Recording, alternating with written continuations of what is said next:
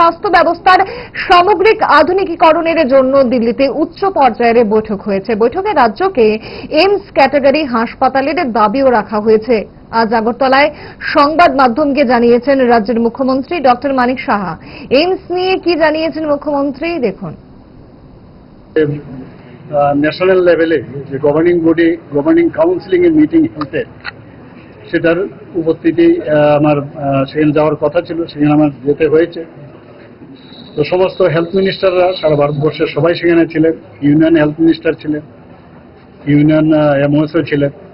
তো বিভিন্ন বিষয়ে সেখানে আলোচনা হয়েছে। আমি এইমসের জন্য দাবি রেখেছি সেখানে, এবং ত্রিপুরাতে বর্তমানে আমরা কোন জায়গায় ন্যাশনাল লেভেলের সাথে মিলিয়ে আমরা কিভাবে হেলথকে আমরা সামনের দিকে এগিয়ে নিয়ে যাচ্ছি সেই বিষয়েও ত্রিপুরার সব বিষয়ে আলোচনা করলাম।